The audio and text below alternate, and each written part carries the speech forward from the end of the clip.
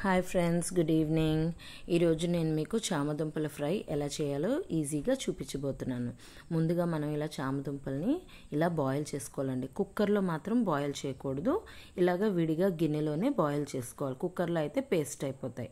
ఓకేనా అండి?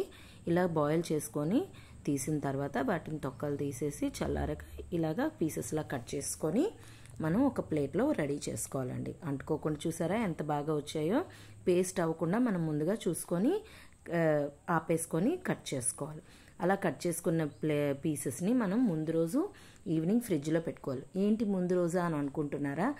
సో మనం జాబ్ హోల్డర్స్ లాంటి వాళ్ళని క్యారేజ్ ప్రిపరేషన్కి వాటికి ఇబ్బంది అవుతుంది కదండి. సో అలాంటి వాళ్ళ కోసం ఈ ఈజీ ప్రాసెస్ ఏంటంటే, ఇలా రెడీ అయిన తర్వాత మనం కళాయి పెట్టుకొని ఆయిల్ వేసుకోవాలండి. ఆయిల్ 1-2 స్పూన్స్ వేసుకోకూడదండి. దీనికి చామదుంప ఫ్రైకి మినిమం ఒక 4 స్పూన్స్ పడుతుంది. ఎందుకంటే ఆయిల్ని అబ్జార్బ్ చేసేస్తుంది చామదుంప. సో అందుకోసమే మనం ఎక్స్ట్రా ఆయిల్ ముందుగానే వేయాలి. ఇన్స్టెంట్గా మధ్య మధ్యలో వేస్తే మాత్రం పీల్చేస్తుంది. సో అలా వేయకూడదు. ముందే మనం ఎంత ఆయిల్ వేయాలనుకున్నామో వేయాలి. కొంచెం ఎక్స్ట్రానే వేయాలి, తప్పదు. సమ్టైమ్స్ ఇలాంటి ఫ్రైకి కావాలి. ఓకేనా అండి? సో దీనికి ఇలాగా ముక్కలు మనం రెడీ చేసుకున్నాం కదా, చూసారు కదా. ఫ్రిడ్జ్లో పెట్టి తీసిన తర్వాత ఎంత బాగా వచ్చినాయో, ఎక్కడ అంటుకోలేదు. అండ్ మీరు వరీ అవ్వాల్సిన అవసరం లేదండి, ఏమీ పాడవదు. అండ్ హై ఫ్లేమ్లోనే ఫ్రై చేయాలండి, సిమ్ చేయకూడదు. సిమ్ చేసినా కూడా ఆయిల్ అబ్జార్బ్ అయిపోతుంది, ఆయిల్ని పీల్చేస్తుంది. సో అందుకే మీరు సిమ్లో అనేది చేయకూడదు.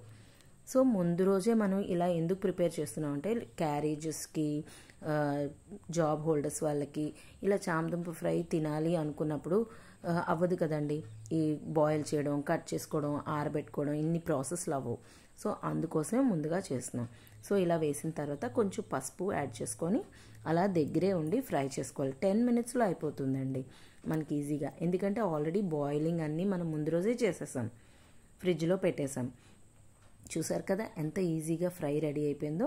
అయిపోయిన తర్వాత లాస్ట్లో మనం సరిపడా సాల్ట్ అండ్ దానికి సరిపడా కారం, మీరు ఎంత తినగలిగితే అంత కారం.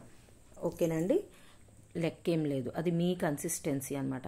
వేసుకొని ఫ్రై చేసుకొని రెడీ చేసేయడమే. టేస్టీ అయిన చామదుంపల ఫ్రై రెడీ. పిల్లలు అందరూ, మీ హస్బెండ్ కానీ అందరూ ఇష్టపడతారు అనమాట. సో ఇలా చేసుకుంటే మనకి ఈజీగా రెడీ అయిపోతుంది చామదుంప ఫ్రై. చూసారా? నచ్చిందా అండి నా కర్రీ? నచ్చితే కామెంట్ చేయండి. Thank you.